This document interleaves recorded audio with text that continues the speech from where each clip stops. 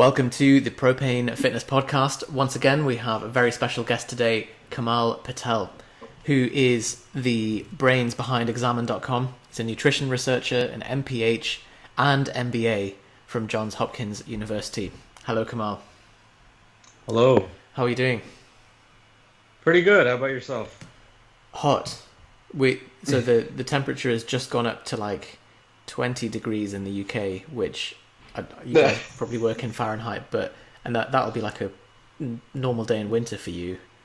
But yeah, actually, when I heard you guys had fans in your room, I was pretty surprised because I live near the beach in San Francisco, and it's quite cold. I bet it's warmer than where we are. It might actually not be. I live in fog country, so I'm always blanketed by a layer of fog, no matter where I go. Oh, right.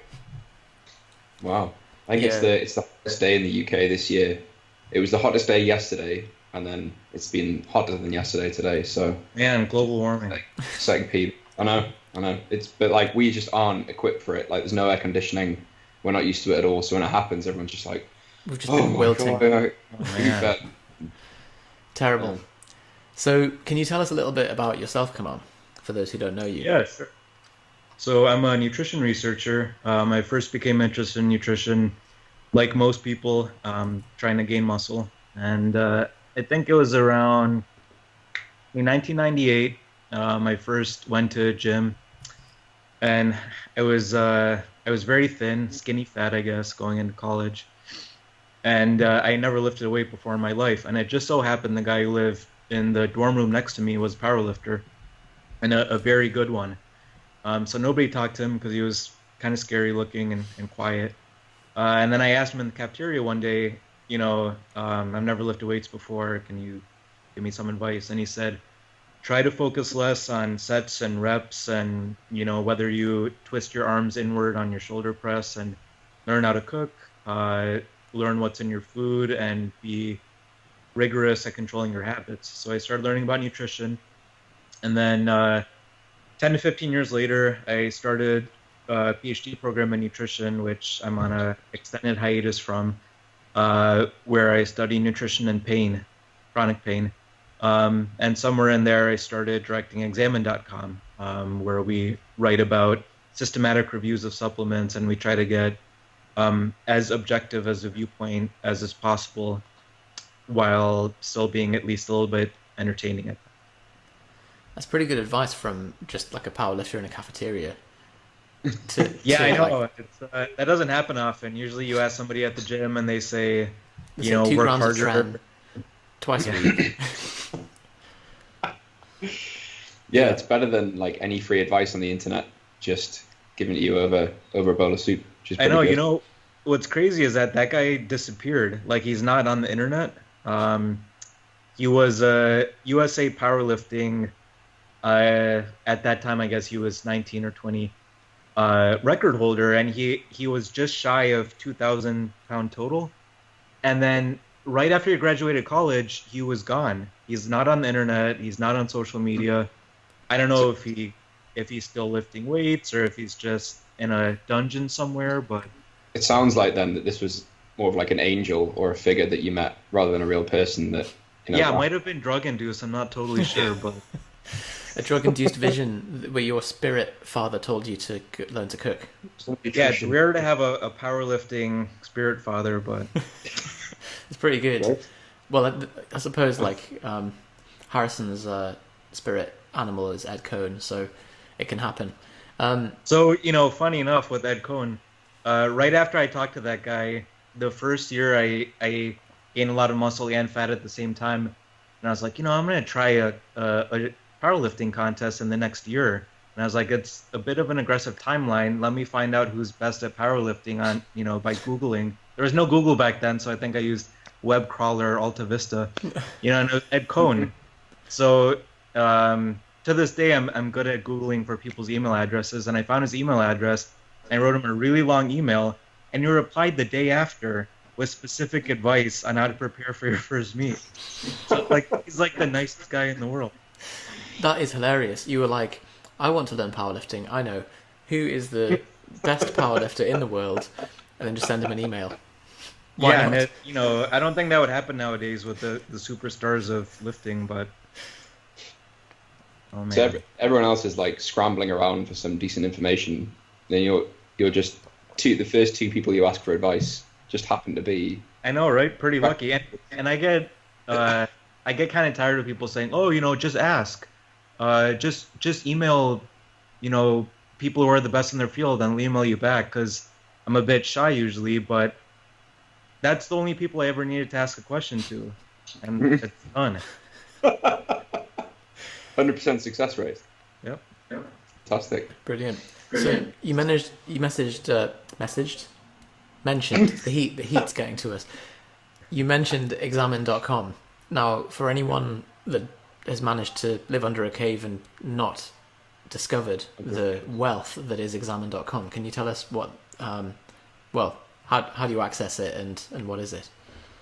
Well, it's sort of like Wikipedia for supplements and nutrients. So if you did live in a cave, there's actually a way to save Wikipedia onto a flash drive. It fits onto a normal size flash drive, crazy enough. And kind of the equivalent for nutrients and supplements is examine.com. The difference being we're not collaboratively edited. We're edited by our own people to make sure that weird errors don't go in. But other than that, we try to cover all major nutrients and all major supplements and a lot of the more esoteric ones. Basically what we do is when there's a review done by researchers, it's either a quantitative review, which is a meta-analysis pulling together results of different studies, or a systematic review without a meta-analysis, like when you have too many different types of studies or there's not enough studies out there. So we do the equivalent, but it's free. It's not behind a paywall. And we try to update it fairly often, which systematic reviews and journals aren't updated that often. So we have our core team of around 10 to 20 people that's just always reading articles and always synthesizing them. That's all amazing. Done to an extremely high standard as well. Yeah, the standard is fairly high. I'd say, a lot of this interview will be not self-congratulatory. It's not at the level of a journal. We don't spend that long because we don't have an editor to answer to or reviewers, but we try to make it as good as possible for public consumption. So we don't grade the quality of the evidence because that takes a long time, and we also don't want to throw out bad studies because even if the study is bad, it could provide good information if it's the only study of its kind. So it's not quite a systematic review, but it's pretty high quality. So Kamal, I'm right in saying that you weren't one of the original founders of Examine? No, so the founders are Saul Orwell and Curtis Frank, who met on Reddit Fitness, and like a lot of people, they were just talking about where to find information. And there's a lot of good places to find information. When I first started reading about nutrition, then I think I read the teen bodybuilding section of bodybuilding.com, and it was like Lane Norton and various people like that talking about they're potentially going to go to grad school, and this is what they found out about science in college and how they apply it to lifting and nutrition. And it's really great. The caveat being that bodybuilding.com has to sell something. We sell something too, but we don't sell products. We don't sell anything physical. We just sell information. So bodybuilding.com sells supplements, and even somebody's own website, they have to sell basically advertising space and have affiliate groups. And that's all fine because usually high quality people have high quality affiliates, but we have no affiliates, and we try to be isolated from everybody, like Switzerland. I'm not sure if Switzerland is actually like Switzerland. I just keep that, but whatever is the most neutral. So we don't make advertising money, and for a little bit that was an issue. So right before I came on, a couple years after the site was founded, just before that, I think they had tried Amazon affiliate links, and then quickly decided that wasn't the best way to go, because even though that makes money, when people buy a product, they're like, oh, well, I bought it from a link from your website, and now I broke out in hives. So, we're just totally separate from that.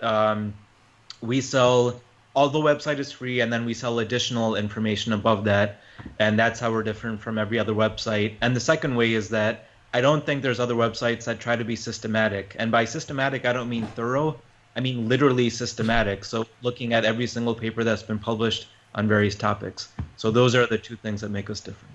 And it's been cool actually seeing the progression of Examine.com over the years and seeing the kind of experimenting with your business model. And I think what you've settled on now certainly bolsters your credibility, as you said, by being that kind of that isolated and rigorous, systematic approach to everything, and not kind of not having to be not having to dance to the tune of any particular supplement seller, or even be associated with affiliate links and so on, in case, as you said, like people then infer some kind of relationship with it. So it's really cool, and I'm so glad to see that that it's going well, because I think the internet needs this kind of thing when there's just no barriers to information and people are throwing around all kinds of crazy claims.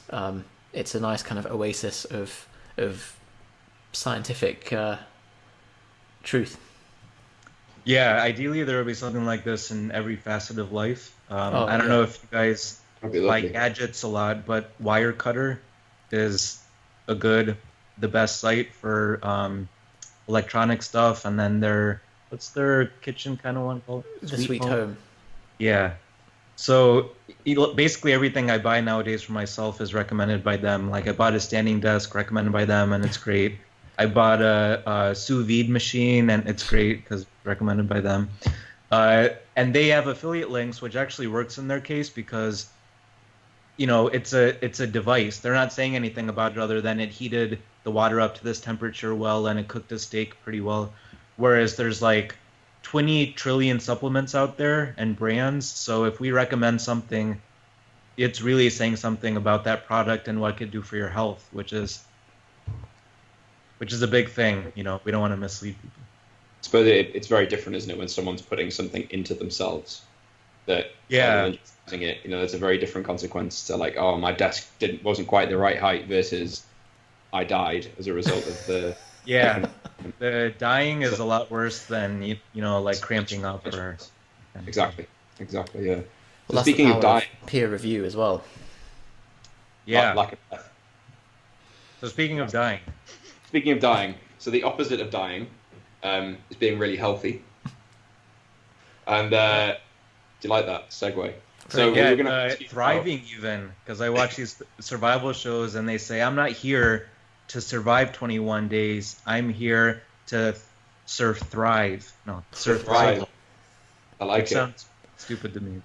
So how would we? The subject that we were going to talk to you about today, which is something that gets kind of mentioned a lot, this idea of health within the context of the fitness industry and promoting health or following a healthy diet or using healthy supplements, etc. How would you go about addressing the issue of a healthy diet? What is healthy, and how might we use supplements to bolster that or create that situation? So I'd say this is a really good opportunity to use an ancestral perspective. So I don't like to use the word paleo because it's kind of stupid, and then also overused and branded and all this other stuff. But for better or for worse, we're humans, and we have a lot of history written into our DNA and into the DNA of the stuff that's in our guts and all kinds of stuff. So the way I like to think about supplements is a really broad category, and people lump everything into supplements, basically anything you take in a pill form or liquid form or whatever. But I like to think of it in terms of people who are sort of thriving.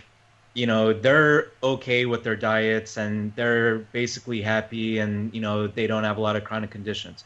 So everybody else, you can supplement to get up to that level. Possibly it might or might not work, but the supplements you would take would either complement your existing diet and lifestyle. So that would be things like supplementing with nutrients, with vitamins and minerals. Or if you're sick, then you can supplement with therapeutic things that might be able to bring you up to sort of thriving. So that would be like if you have depression, and creatine might help major depression according to randomized trials. So then you would supplement with that because you have a chronic condition, not because you're missing creatine from your diet, you're not complementing your diet, you're taking something therapeutically. And then the third thing, other than those two, would be if you're trying to perform better than a normal person would. So like a powerlifter, you want every possible advantage so you can do well at your meet. Especially bodybuilders, they do literally anything to look, better with papery skin and, whatever crazy muscles pop out and veins on veins. So that's an extra level. And kind of the new thing now is nootropics and trying to perform better than most people.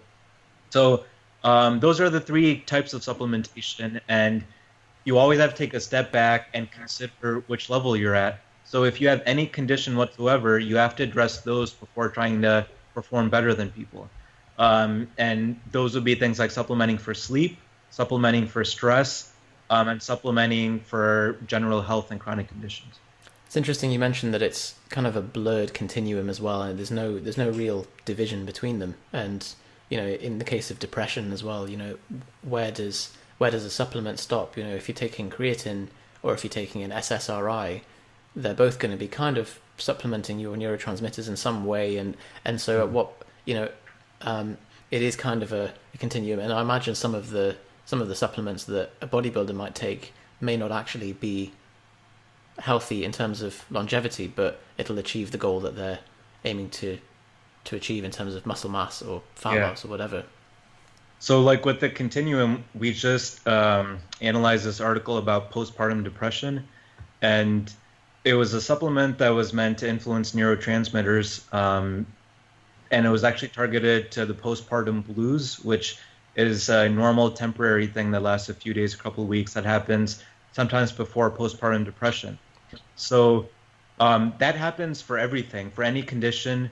There's always something a bit subclinical that happens before the clinical condition. And that's really where supplementation can help most, because once you have a long-standing condition, it's extremely hard to beat that down, especially using supplements, which most often are not as strong as pharmaceuticals. So, and that also applies to lifting weights, because supplements can often help people who are at the beginning or intermediate stages of weightlifting much better than people who are in advanced stages and are already working extremely efficiently and whose bodies don't want to pack on any more muscle. So should we, from a health perspective, should we be looking at the thresholds for when something becomes a clinical condition, or say, the example I heard recently was CRP, this inflammatory marker, where if it goes above a certain point, it's considered pathological, but you're saying that we should be looking at the range that's kind of considered the normal range and stay at the lowest end of all of those things, so that we can keep tabs on, or I guess keep ourselves on the pulse of when our health is going out of whack before it gets to the clinical threshold. Yeah, and for that I'd say that sort of the trend nowadays is to track more and more things, whether it's quantified self-type tracking where you track your mood or your steps or dozens of other things, or getting lab tests done and testing CRP or highly sensitive CRP or various other things. And for about 6 months or so, I worked with a physician here in San Francisco, which is kind of the hub of self-tracking, with his patients who track for various purposes. So about half were former addicts, either alcohol or opioids or something like that. And the other half were a mix of people, so people with metabolic disorders, weightlifters, people who just weren't very happy. And basically what we found is almost everybody tracks too much stuff. So with something like CRP, it's great to get your CRP measured, because if you're above threshold, then that's always an issue. It's very rare to have high CRP and to have no medical issues or feel totally happy. That being said, the flip side, if you don't have a positive CRP, doesn't actually mean that much, because first of all, a highly sensitive CRP measurement could reveal something that the normal CRP measurement doesn't, but also CRP is not the end all be all. So for systemic measurements, like for inflammation, that kind of ignores the fact that you can have localized inflammation without having it show up in your blood, because a blood test is by definition a measurement of the blood. But there's possible inflammation in the brain, there's possible inflammation in different organs, and you could have possible inflammation in even like one joint. and that joint could severely impact you, prevent you from falling asleep, but your CRP is close to zero. So the most sensitive marker of how you feel is tracking how you feel. So by far the most important thing is, like, do I feel satisfied? If not, what am I dissatisfied about? And then very basic other things like there are some people who are just getting into health and nutrition or haven't really dipped their toes in yet. Weighing yourself is, very basic and easier to do than something that's possibly a bit better, which is measuring your waist circumference.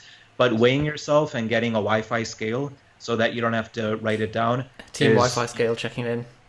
Wi-Fi scale, like, even if you're healthy, it's good to have a Wi-Fi scale, I think. You don't even have to use it. Just having it around in case you have periods where you feel like you're kind of spiraling into eating too much can prevent, episodes. Because the peri-holiday season is the unhealthiest season. But if you force yourself to weigh yourself, then it's less unhealthy. And then the third thing that could be good to measure is sleep. And it's just because sleep determines a lot of the rest of health. And if you kind of make sure that whatever metric is tracked, whether it's the time you go to bed, how much sleep you get, you could even use an Android or iPhone device. The first self-tracking thing I bought was I bought a used Palm Pilot, and I think maybe the year 2000, and I thought it was high-tech.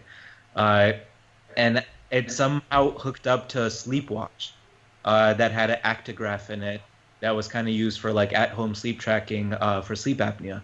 I didn't have sleep apnea. I was just, wasting my student loan money.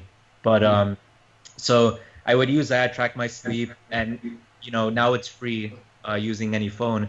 But so that kind of thing is hugely helpful because some people don't know that they might have sleep apnea. Some people don't know that they wake up like 5 times a day. So sleep is central. It's hard to overestimate the impact it can have. So the picture we're building so far is kind of like starting at the high level view. We say, okay, what is the goal? And if it's physique or whatever, we still need to make sure that we've got health under control first and that there's no big gaping holes in the bucket. And we start measuring weight, waist circumference, and sleep to kind of cover the main bases. And then we can start sort of narrowing down on what is it that you're dissatisfied with, and tracking how you feel as the main thing. Is that fair to say? Yeah, and it's important when you track very basic stuff like mood or weight that what I used to do for years is I would track something, and then after a few weeks or maybe even a few days, I would get jaded and I'd be like, man, I've been tracking this forever, even though it's been like 2 weeks. And I'm beyond this. I don't want to do it anymore. But the reason why tracking is good is because it keeps you accountable. Ideally, everybody would have a coach that you would have to tell your deepest, darkest secrets to, that you've been eating a cake before you go to bed every night, and that's why you're not losing weight. So in absence of that, you have to track every day, even if it's weight or mood, and do that for at least like 3 months. All those artificial numbers about, I don't know how many days they say it takes to build a habit, 21, 30, 45, 86. It's all stupid. You have to track until the point where the tracking is so much part of your routine that you can't give it up. And that's like, what's that? Jerry Seinfeld's don't break the chain.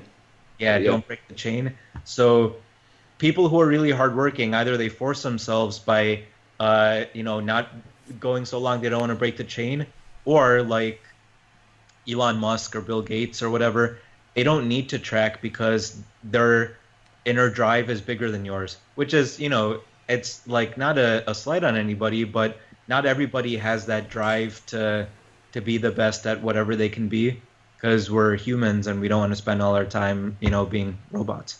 But consistency is the most important. So we're using this as almost like a diagnostic of, is there something wrong? Yes or no? Like, do I feel okay? Is my weight stable? Is my sleep all right? If so, then I'm maybe not at the level where I need to be using supplementation to plug gaps or meet deficiencies. Is that right? Yeah, the flow chart kind of thinking is perfect for this because if it's weight loss, then weight loss in practice is hard to do, but the first steps are extremely easy. Track, eat a bit less, eat more whole foods. And then if you do that for a long time, then the flow chart's simple. But if it's something like sleep, flow chart might be a little bit different. So the thing is, weight loss will not impact you within the course of a few days, but sleep changes will. So the flow chart might be something like, you start out, are you getting enough sleep so that you feel refreshed? And some people feel refreshed with 8 hours, some with 5 hours. So there's no hard and set limit. But let's say you're not feeling refreshed. The first step might not be sleep hygiene, it might be melatonin. And it's fine skipping to supplement in that case, because if the supplement is a band-aid that can help you temporarily, then do it, because that can help you do other stuff. So in that case, I'd say find the best melatonin, which is often a sustained release melatonin, because a normal melatonin for some people makes them wake up within 2 hours and then stay awake. But a more sustained release one will kind of, have an ebb and flow throughout the night. And then once you get melatonin or valerian root or whatever, and doesn't have to have even a ton of evidence, if it has enough evidence, if it has some high quality controlled trials, that's enough. And if it works for you, fine. Then you work on habits after that. So when we're doing this flowchart thinking, how would you stay objective, where I think partly the influence of the online fitness industry and also the kind of sample, the kind of people that are drawn to this will have a higher proportion of health anxiety and start possibly worrying themselves into a circle that something's not right or that they should be continually optimizing. How do you kind of draw the line between determining whether something is wrong and chasing your tail?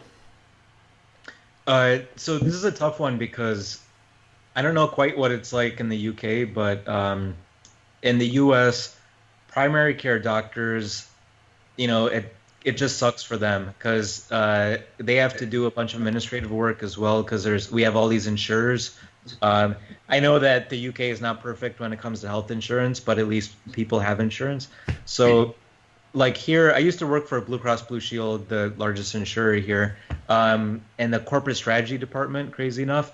And it's just the biggest scam in the world. So basically in the US, the reason why primary healthcare doctors have so little time to spend with patients is because there's all these insurers and so much pressure to make the visit efficient. And then that ends up screwing things up. So when you go to your doctor here, you might say, I'm worried about XYZ, or, my weight is plateauing or whatever. And they'll be like, try a vegetarian diet, or, whatever's on their mind. And nothing against vegetarian diet, but it's like there's no systematic way to address problems. So they just throw out whatever they're personally interested in, and then they'll say, like, take an anti-inflammatory, because, that everything involves inflammation. So that's not a great way to go about things. Doctor shopping is totally helpful, not something that insurance companies like, but doctor shop until you find a primary care doctor or GP that is open to talking about stuff. If you talk about a study and your doctor is dismissive, it's the wrong doctor. You want to find a doctor that at very minimum is like, oh, that's interesting. Even if they're just like saying it to shut you up, that's the very minimum kind of doctor you should have. At the maximum, there's a functional medicine type doctor, and there's no good name for this, like holistic medicine, functional medicine, whatever. And it kind of has a bad name too. But if you find a doctor that is interested in where a condition comes from, then that's basically equivalent to a functional medicine doctor. And then at the extreme of this is a functional medicine doctor who is into stuff that's not evidence-based and has no mechanism. So that would be homeopathy, crystals, colon hydrotherapy, etc. So if you skim those people off and you skim off the doctors who don't care, that's the functional medicine type doctor you want. And as long as you visit them like maybe once a season, you don't have to worry about being a hypochondriac, because then at least you see them once a season and they make sure that you're doing okay and can refer you to another doctor if you're not. It's fascinating to hear your description of the American healthcare system, because I think to us it's so alien that there's this spectrum of doctors, and because in the UK they they shape us into androids and into kind of algorithms and protocol, and it's all very very systematic, to use the word. So yeah, I think in the UK, sorry to interrupt you, Yusuf, just leading on from that, I think we're kind of we're encouraged to not go to the doctor unless there's something like there's a problem, red flag symptom. Yeah, like I'm in pain. Yeah. There's blood, and So otherwise. that's the Like, tough part about the UK. At an old job I worked at, I briefly worked with some people who worked with the NHS, because the NHS is really good at guidelines. And in the US, guidelines are done by hiring a university or research center to develop a guideline, which is fine, but it's not very efficient because there's not as much collaboration done. So my first big nutrition project was the vitamin D guidelines. The US federal government hired the research center I worked at to inform them and the Institute of Medicine about what the new level of vitamin D should be in 2008. And then 2010, the guidelines got released, and they kind of ignored part of our advice because I don't know why the dermatology lobby or whatever wanted the RDA to be a little bit lower. But in the UK, like, we had a fellow from the UK, and it's like, you know, everything was by the book compared to here. And there was a lot less separation. It was either like you were in the healthcare system or you were going to a chiropractor or something outside the healthcare system. Whereas here, there's a lot of doctors wanting to do like concierge medicine, online medicine, chiropractors trying to pass themselves off as doctors, you know, various other things. But like here, it's easier to get the care that you want if you have money or can doctor shop, but it's a lot harder to get care in the first place. And as far as I know, in the UK, you guys some issues getting certain lab tests or supplements or, you know, what have you, and we don't have that issue. Well, I think this is part of the same issue in the sense that there is asymmetric information with anything science sounding or anything in especially in supplements, and where you know, if you really wanted to find out about a supplement and you are not a science literate person, you have to sit and sift through studies, and you may or may not be able to distinguish what is a high quality study, what's not, what's been just funded for the sake of selling something. And so a resource like examine.com fills that gap perfectly. Yeah, it's ideally this would be, you know, I don't want to sound too socialist, but it would be a government program, because so many people take supplements that it's basically that information is a public good, not in the economic sense, but it's something that should be accessed by everybody and possibly even part of like educational curriculums. Well, I mean, so Jonny and I alone have probably wasted hundreds, maybe thousands of pounds on supplements over the years that either didn't do us any good, were pretty poorly evidence-based, or at worst doing us harm and didn't realize. So, and that's the kind of, I guess that's the mistake that everyone goes through when they're starting on their fitness journey. They get drawn into the sales and things. And I think, as you said, for that to be cleared away and for that information to become a public good would stop a lot of the scam artists and also allow people to then gravitate to what is actually going to improve their health, bring them towards their goals, and so on. Yep. It's quite interesting hearing you talk about at the beginning when you were saying, like, begin with data, begin with tracking mood and sleep, and even like look at blood work, because it's something that, like, I know if I go back to sort of near the beginning of my like experimentation with fitness and trying to get results, that was something I looked into doing. Like, can I get some kind of blood results? Because you hear examples of people taking vitamin D, because it's very, very highly discussed in the UK, or frequently discussed in the UK, that everybody is vitamin D deficient. You do hear examples of people taking really high doses of vitamin D when they don't need to. And so you always think, like, I should start with some baseline. But I think Yusef will know more about this than me, but I think if you went to your GP in the UK and asked, can I get a full panel of vitamin D and testosterone and all the inflammatory markers, like, they'd probably turn you away, I'm guessing. They'd probably just see you as a kind of neurotic person and either turn you away or maybe, I mean, if you're really pushing for it, you might get referred to psych. I think that's probably a a bit harsh. Like, but again, well, even it's in because the U.S., there's a movement now among doctors to say that the vitamin D test isn't very important. Which, we're not the UK, so several states in the US do get sunlight regularly. That being said, the vitamin D test is like so cheap and so benign, because if you get a test for a condition and you might get a false positive, then that might cost the healthcare system money. But if you get a vitamin D test and it's somehow a false positive, or you end up doing something when you shouldn't, the worst case scenario is that you take more vitamin D. There's no downside at all.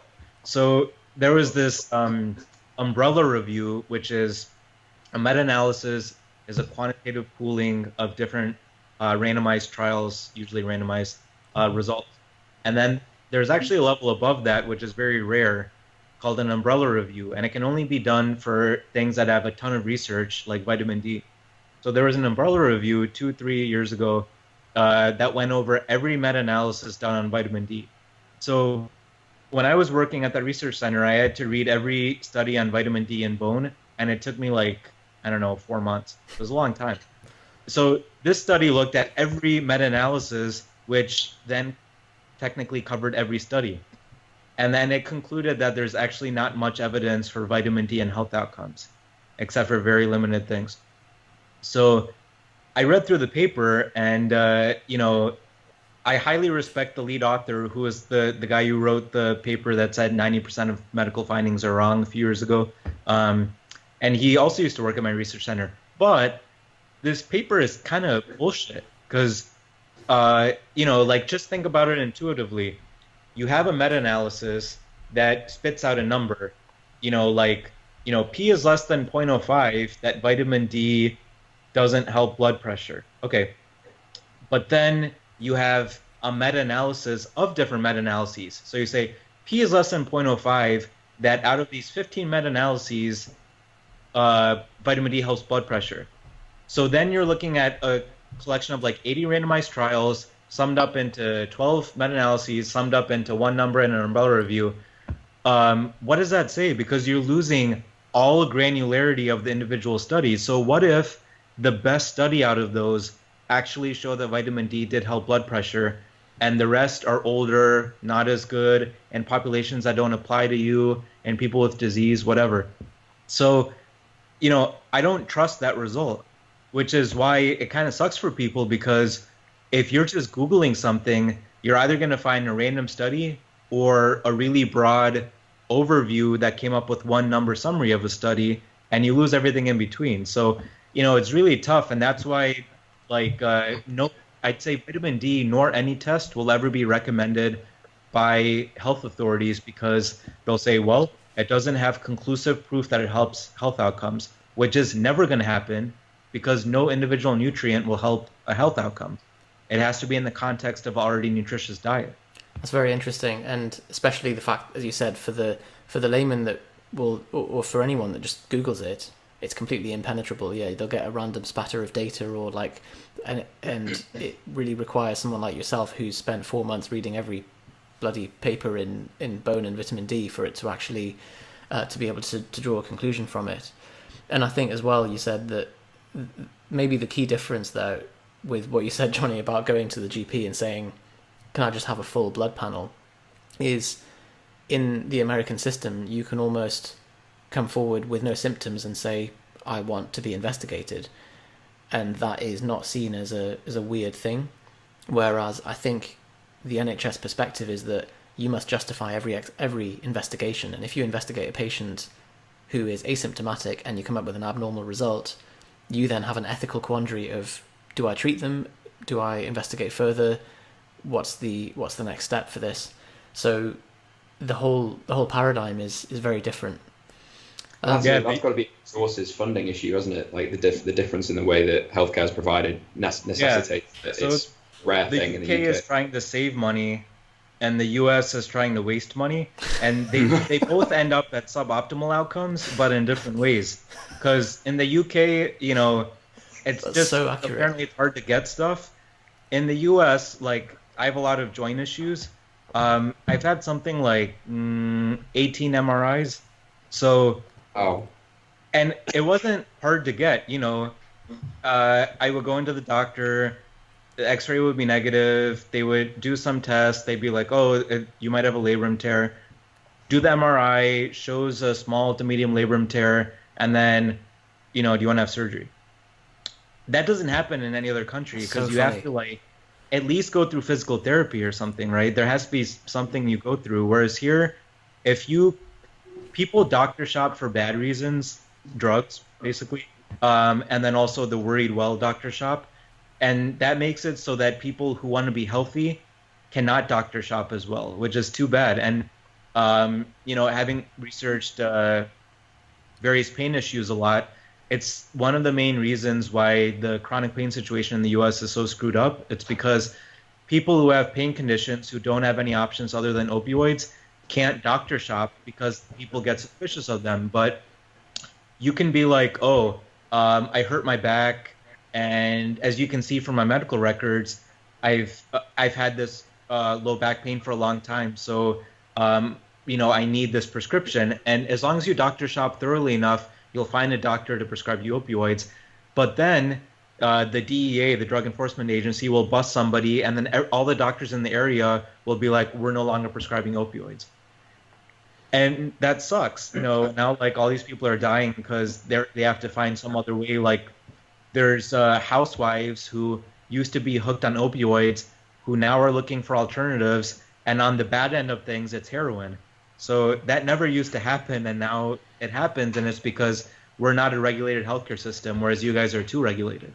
Well, I'd love to. I would really enjoy seeing you come and visit us and try and get an MRI for your shoulder. That's incredible. Like the two differences, and I think you said it very well. Of like one's trying to waste money, the other's trying to save money, and they both come out at suboptimal outcomes. Yeah. Like even if you absolutely need one, there's a waiting list of like six plus months, isn't there? Typically, if it's something that's non-critical or like you're not in severe amounts of pain. So yeah, a wait of over a week or two here is considered long. Wow. So I guess we've kind of gone down the lack of health path, I suppose, or like how do we treat disease or treat ill people? But I'm going to assume that the majority of people, or I think we have to assume the majority of people who are listening to this who are looking to self-treat, who aren't going to try and solve a medical condition by themselves, like they're probably healthy, they probably don't have any visible symptoms, and they're probably just thinking, well, do I take a multivitamin? Is fish oil a good idea? How much vitamin D do I need to take? And there's kind of conflicting advice on all these things. And probably the biggest one for me is there are things like a multivitamin or a greens powder or something that is designed to plug micronutrition in your diet. So if you're having a diet that you're following the kind of an IFYM or a macros based approach, maybe you're not going down the food quality route as much as you maybe used to be, and you're trying to fill micronutrition using supplementation. Is that a healthy thing to do, or is it not as good as just having fruit and vegetables? Well, starting with the multivitamin, it's probably the most used supplement, and it's very basic. But the analysis of it is really complicated. And it's because multivitamins have so much stuff in them. And when you try to figure out outcomes for a supplement, it's very hard to do the more supplements you add. So there's been many, many, many trials on multivitamins. And every few years, a meta-analysis is something different. So there's some that say that people who take multivitamins are on average a little bit healthier, or end up being a bit healthier. And then there's some that say people who take multivitamins are the same, and there's some that say this is the minority, that they're a little bit less healthy. So there's meta-analyses of randomized trials where you give people multivitamin and you compare them to a group that doesn't get one. But for that, it's essentially impossible to follow them long enough until they develop a health condition. So, those are great for intermediate things like does their blood pressure increase, does their weight go up? But those things don't tell you about whether they develop disease. And then there's observational studies. So people always poo-poo observational studies like, oh, well, of course people who drink diet soda are going to be less healthy because they're trying to lose weight. Okay, that's all kind of true, but for things like multivitamins, you really do have to use observational studies because you just follow them long. So people who take multivitamins on average are not much different in health than people who don't. And that means you have to look at the mechanisms. So there's two sides to the story. The one side is that multivitamins are usually capped at 100% of the recommended daily allowance, or they provide a ludicrous amount of vitamins, and they try to be like those packs with 5 to 10 to 20 different pills. And those ludicrous ones are ludicrous because we obviously don't need that much of a vitamin. Fat-soluble vitamins, it could theoretically not be good for you. Water-soluble vitamins, most of them are peed out, but some of them could also not be good for you. And then for the ones capped at 100%, that's quite arbitrary. So like the RDA for a lot of things is based on people who are sedentary, and that doesn't apply to a lot of people. So it's hard to figure out which vitamins and minerals you need more of and less of, and that's why it's good to track your diet for 1 weekday and 1 weekend day and do that over a few weeks, and then see what micronutrients you're low in. So there's only a couple free tools that let you do that. Google them on the internet. We try not to mention brand names. But if you do that and you're low in stuff, you're probably low in a few things. Most people get enough vitamin B of different B types, get enough vitamin C if you eat plants, but minerals are an area where a lot of people are low, and it's because when you grow plants, the plant depends on the soil, and when we have monoculture and factory farming, then that means that the soil that plants are grown in is often low in a few different minerals. So, magnesium, calcium if you don't eat meat or dairy, selenium if you're not eating a variety of things. And then if you're low in seafood, then sometimes iodine. And getting more than 100% of the RDA of iodine is sometimes helpful for subclinical thyroid issues. So track your micronutrients, see what they're like, and then supplement with the individual nutrient, not with the multi. So I basically never recommend a multivitamin unless the person is eating a junk diet and they're at the point where they're like, I want to start eating healthy, but it's just really stressful in life right now. Give me a couple of weeks. Buy a very small bottle of multivitamins and take them for a few weeks and then stop. And then just make sure that you get a multivitamin that is not the cheapest one. Other than that, it's pretty much fine. And that also applies to greens powders. Greens powders are not necessary. It's a band-aid for eating healthy, and you should be able to eat healthy. The only conditions where a green powder might be helpful is if you have an extremely strange digestive disorder where eating too much plants might disturb your GI tract. Then a greens powder can help substitute a little bit. But other than that, greens powder is mostly useless. It's cool that you're not following this Band-Aid solution. What you're saying, use the Band-Aid temporarily to get yourself out of the hole, and then build the habits that are going to be established long term. What's the downside, do you think, to, let's say someone is deficient in iodine specifically, everything else is fine. What would be the downside to just taking a multivitamin? Or if someone has, what was the second example you used? I don't have a good short-term memory. Kind of like that movie. So the greens powder. So so what would be the downside of, say, taking a greens powder rather than having those vegetables in the normal form, or having a multivitamin to replenish a single nutrient, for example? So the risk is extremely, extremely low. And the main practical risks are this. So whenever you analyze something, kind of the best way to do it is using a marginal approach, like in macroeconomics, the marginal benefit of something compared to the marginal detriment. So every time you buy a multivitamin bottle, you're down $20 or 10 pounds or whatever, which is not negligible. It sounds like, oh, it's not health related, who cares? As people who have bought a lot of supplements, it can cost a lot of money. And Amazon is so quick and easy here in the US at least. And in San Francisco, you can get stuff the same day, all the time, sometimes within 2 hours. So I know some people here who buy so many supplements that after 2 or 3 years, they're down $1,000, simple.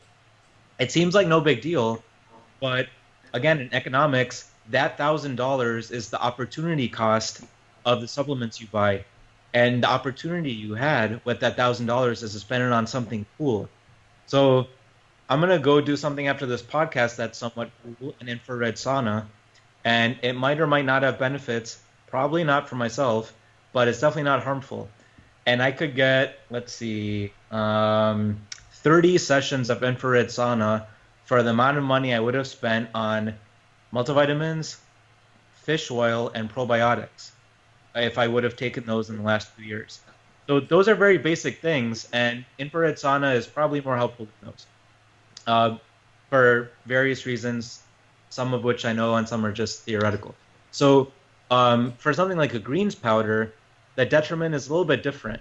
So for a multivitamin, the cost is the main one, and then there's also a chance that getting 100% of every nutrient maybe isn't good because you're adding that to the nutrients you're already getting in your diet.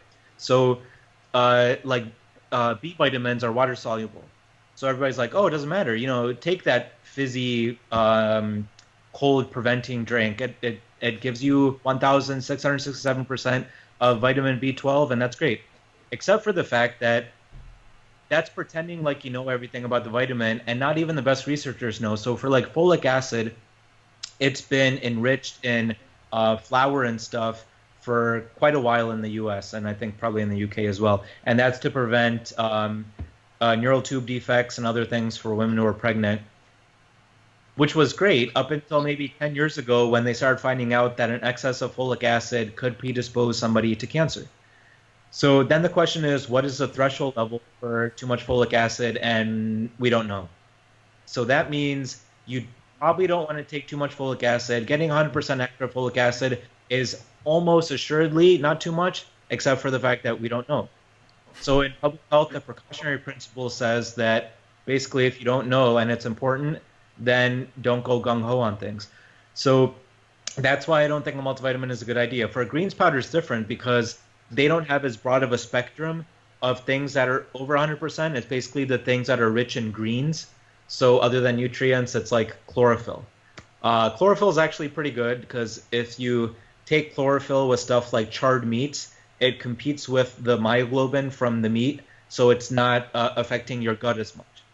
But that being said, the thing about greens powders is, Soylent, that powdered drink that some people take as the meal replacement, and a lot of techies, who either don't like food or think it's cool, use it instead of food. So Soylent got recalled for something a while back. There's a vegan protein powder that got recalled a while back.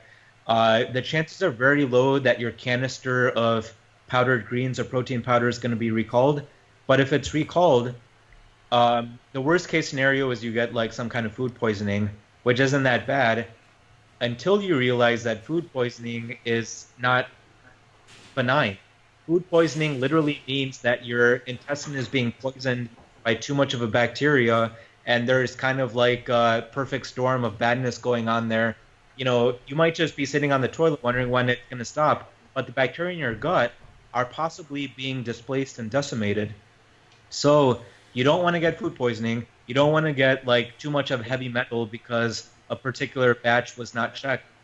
So I'm not against food that's in canisters, and I actively take them, but I take them to treat a condition or to see, back when if I was trying to compete in a contest, not just for preventive health, not for wellness. For wellness, you should buy nice, expensive food or food cooked by somebody else that's good at cooking food, not multivitamins or greens powders. It's very convincing. Like, if you don't know, don't go gung-ho is a very good tagline, I think, to follow, and it makes a lot of sense rather than...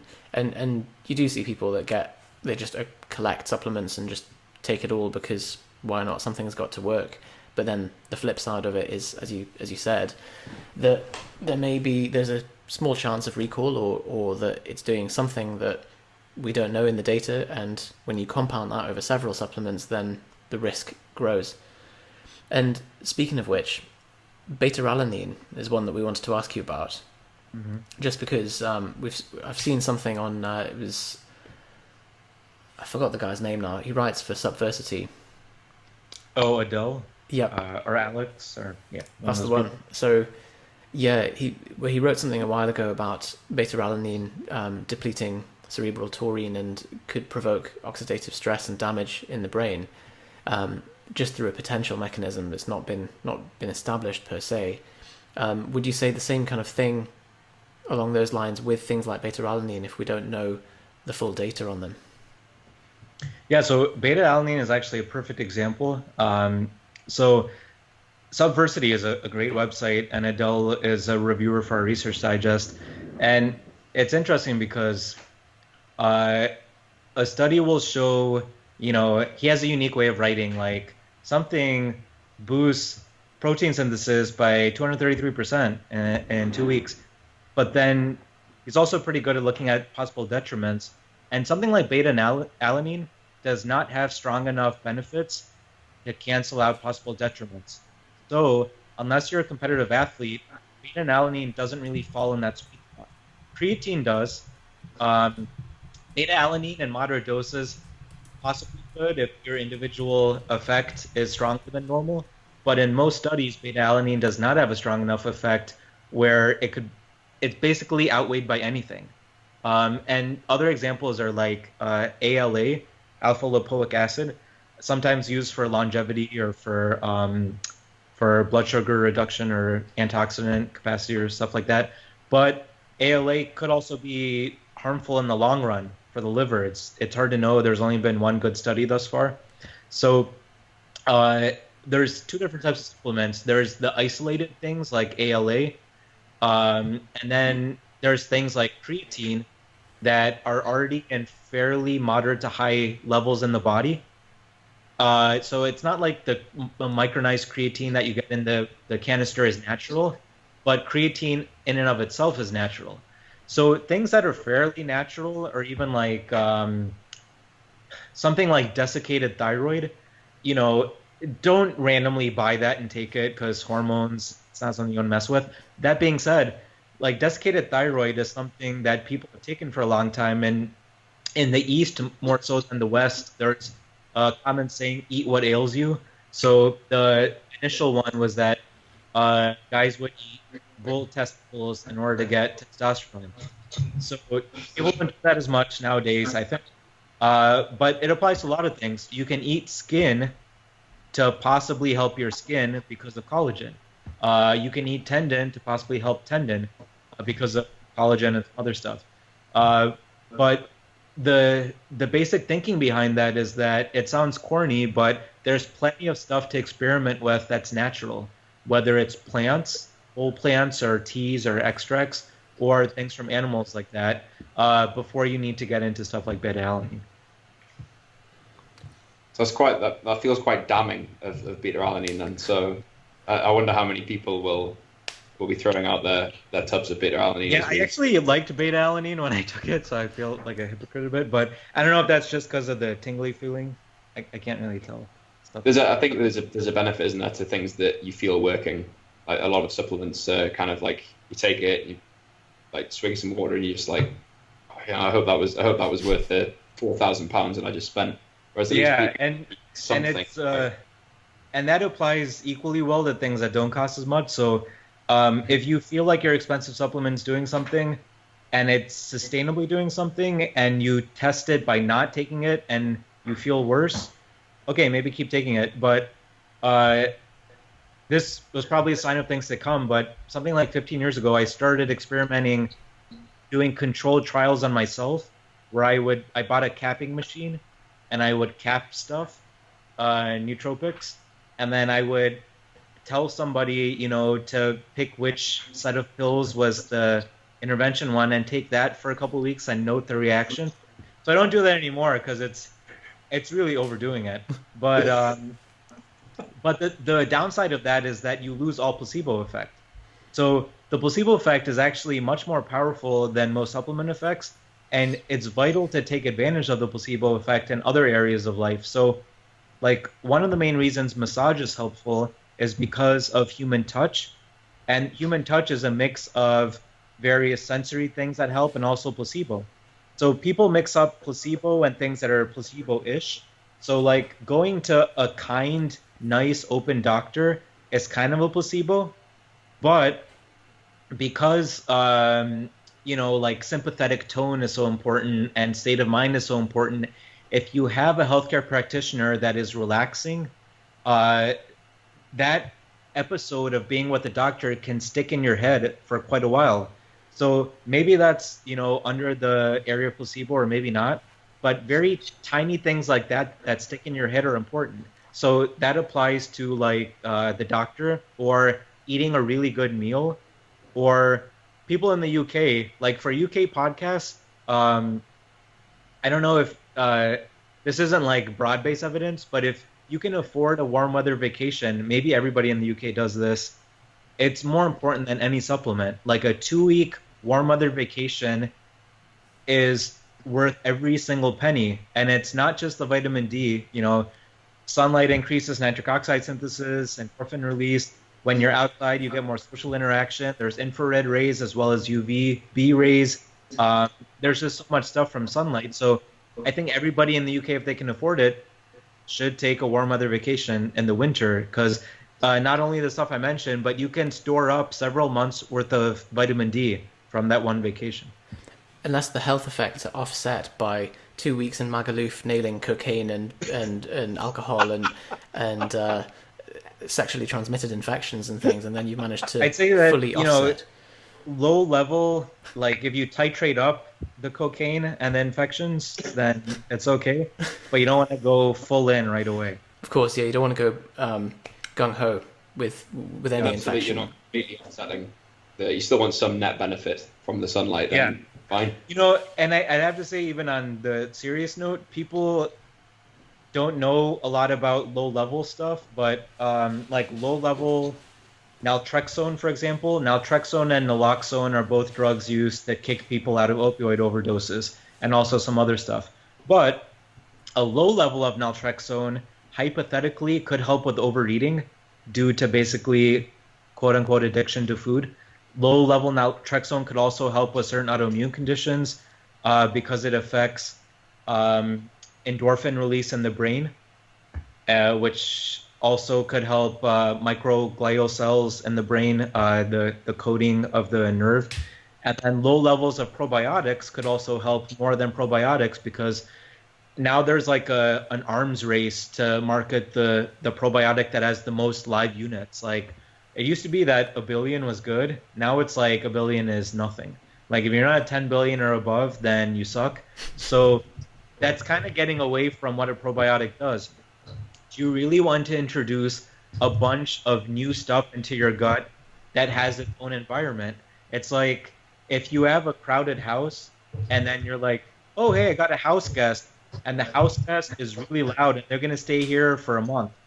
Who knows? Maybe the house guest is going to help you by opening your mind to, I don't know what, but the house guest could be really annoying and prevent you from sleeping and, whatever. So nobody knows what probiotics do. There's a lot of randomized trials showing potential benefits of some probiotics, but I can tell you from firsthand knowledge that side effects profiles are not very well captured in any randomized trial, whether it's supplements or drugs. And I say that because every randomized trial has to submit their protocol to something called clinicaltrials.gov, which is controlled by the federal government. And they subcontracted that out to the research center I used to work at. So, once a week I would go through these trials for drugs or supplements or medical devices or whatever, and see if there were errors, and then go ask the people to correct the errors. So I found out 2 things. One is that something as simple as death, mortality, is not a controlled definition. So some researchers find death in a certain way, and some in another way. So, I would just think that if you die, that's death. But some trials, they'll be like, oh, if you die, but it's an accident, no big, because not related to our drug. But what if it was related to the drug? What if you were feeling fatigued and you stepped in front of a bus by accident and you died? So you should capture all those deaths, report that data, but also report what you think the death was due to. So you have 2 sets of data, but not every trial does that. And then when you get to the level of supplements, they don't give a shit, because nobody's making them do anything, and they don't have regulating body looking at them, so they won't report side effects very well. So you can tell more so what a supplement does well than what it does wrong. So that's why a low level of something is a good idea for almost any supplement. Scary stuff. And that was actually going to be our next question about probiotics and whether you think, and I imagine your answer might be the same as greens powder versus vegetables, where if we want to maintain our gut microbiome, if there are benefits to that, then are we better off just eating fermented foods rather than taking a 10 billion culture in a pill? Well, so fermented foods have a lot more bacteria than the pills do. And it's a lot easier for them to be alive. So those are all good things. On the bad side of things, that means that if you start eating fermented food and you haven't been doing it, like since you're a kid or at least for the past few years, you could end up with some issues. Not just because of all the bacteria, but also because some drinks like kombucha and some foods like kimchi can also increase the release of histamine from your gut cells because they're aged. And that's the same reason why aged foods can cause some reactions in people unrelated to bacteria. So that's why you have to be careful with fermented foods. Now, if you're one of the lucky few that's eaten fermented foods since you were a kid, then, have at it. Keep eating fermented foods. You're probably a bit healthier than most other people are. But don't start eating fermented foods because you think it's a healthier alternative to pills. In fact, I'd say it's the reverse. If you have some condition or if you have some potential gut something that you don't know about and you can't see your doctor because you live in the UK and there's a waiting list, then take a tiny bit of a very safe probiotic. A rule for us is not to mention brand names, but I don't know if I can avoid it this time. There's some really well-studied ones like Culturelle that are mostly really benign. So if you take that and if you have a side effect, you can just stop taking it. But if you take something like a soil-based probiotic that has organisms that are not often naturally found or sometimes naturally found in the gut, but have some other benefits because we don't eat organic food that's grown in the dirt that still has some dirt clinging on. So the only really other way to get that is soil-based probiotics or growing your own food. So those can have a lot of benefits, but they can also have some detriments in some people because some of those bacteria can form spores, and the spores can persist in your gut. And if it causes an issue, then the issue could persist as well. So probiotics are a lot more complicated than any other supplement. Multivitamin, I said, was complicated, but it's 10 times less than a probiotic. Fish oil, somewhat complicated, but 100 times less complicated than a probiotic. I feel like we could go through, I think probably if Yusef and I really sat and listed everything that we've ever had a question of, we could probably go through every supplement that our listeners are taking. But I guess rather than that, Kamal, we don't want to take up too much of your time. Where's the best place for us to find out more about you? I'm going to guess it's examine.com, but are there any other outlets or products people can buy, things people can download? Yeah, so we sell some products. We sell a research digest, a supplement stack guide to find out how supplements work together, and then basically a bunch of information in PDF form. Those are all on our website. I answer questions if you email me on the website, try to get to every email. I'm on Facebook, but I temporarily deactivated my account as, I try to be more mindful once a season or so, and this is that season. But eventually I'll be back on at facebook.com/MirandaJuly. That's not my real name. It's a long story why I don't have a male name or my own name. But I'm on Twitter right now at twitter.com/ZenKamal. And I try to post more studies on there. And then if you have a study you have a question about, great. And if you have a health condition or you're trying to get really jacked, we can't give medical advice, but I like hearing about interesting cases. So, if this is the most common kind of email I get, I just graduated college and, I'm trying to find a way to get more ripped and I don't know how. Not to be blunt, but I don't care about that. But I got an email from somebody with Parkinson's the other day that's 65 and, it's kind of like gut wrenching. They're like, I probably have about 2 years to live. I want to see my grandchildren grow up, blah, blah. I'm not a doctor. I can't give medical advice, but I see random studies a lot.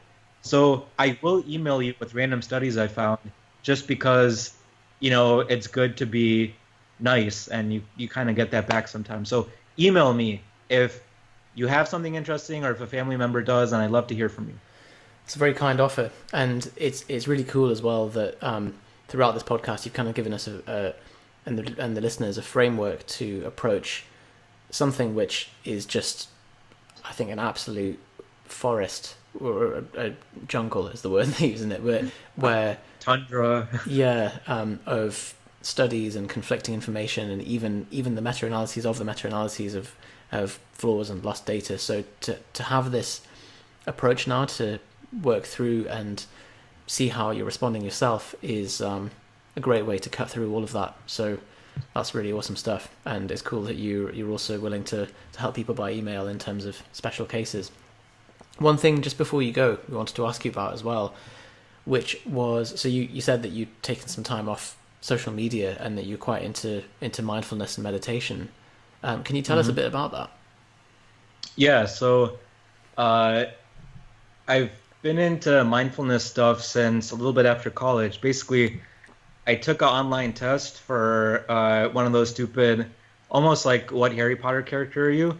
But this one spit out a bunch of different things, including what religion you should be. And I was like, hold up. What if I don't want to be any of them? But it ended up turning up you should be some kind of Buddhist. And I was like, I don't want to be some kind of Buddhist, but, I want to find out about mindfulness. And then eventually I ended up briefly working at a mindfulness research center at this hospital. And it was really fascinating. So I found out ways that mindfulness can be used clinically. And one of the best was their mindful eating program. So since then, personally, I'm not good at all with my personal meditation practice, but mindfulness doesn't have to be meditation, and doesn't have to be mystical or whatever at all. Basically, my best advice for that is, like, a standing desk helps not just because you're standing, and you shouldn't stand a lot anyway for most people. It's because anything you can do to introduce kind of a break or a jolt is good. Back in the day, the Zen master would hit you with a stick, and that's not good. But if you take micro breaks at work, then a great micro break is, some of them it's going to get a cup of water or something, or talking to a friend. But at least 1 or 2 a day should be step away, do a couple belly breaths, and then, focus on your thoughts. So that's not meditation. It's just like, I can tell you what I was thinking. Yeah, before this podcast, I was totally mindless because I was like, should we have done this podcast earlier or something? Or, what's timing going to be like today? And then it sucks outside right now, so I was thinking about that. But if I was paying attention to my thoughts, it would have been like, the time doesn't matter. These guys seem nice. That's whatever. So that thought floats away. I observe the thought that it's bad outside, but it's going to be okay soon. So that floats away. Soon the thoughts all float away, and you're clear enough to the point where you can work without thinking too negatively about things. So that sounds kind of, haphazard, but the benefit to mindfulness, if it could be put in a pill form, is much stronger than any medication. And it's not this like trend or something. It's just that through eons, the best thinkers in the world, the people who perform best, are always mindful, because if you're distracted, you can't perform well. Cool. Great finishing words there as well. All right. Makes me feel, because I'm at a standing desk as we're recording this, so. I didn't even notice because of the camera angle. Yeah, I find it pretty, like, I think it makes you conscious of the fact, like, I've been standing here a while, I need to go and do something different, more so than sitting. I don't know why. I don't know whether it's the fatigue element or just the position that you're in. But yeah, it does in terms of low-hanging fruit, high-benefit, low-effort things, standing desk is one of the best. And it's not because I think standing is good. It's because micro breaks are good. And it's just so underrated that it's... Like, I don't know if... I haven't been using... putting one leg up on something, like sometimes putting one leg up and sometimes putting it down, is that's like standing desk times 2, because it boosts the benefit. It's weird because in these podcasts often I'm just talking about non-supplement things, but it's because I research supplements all day, and I'm like, there's only a few that work very well. Everything else is a lifestyle intervention. So, well, that in itself is probably the best closing thought we can probably leave on. So put more effort into lifestyle change than into supplementation, or at least lifestyle first, then supplement on top of that. That's it in a nutshell. Awesome. Well, Kamal, it's been fantastic speaking to you. Thank you very much. Yeah, it's really my pleasure.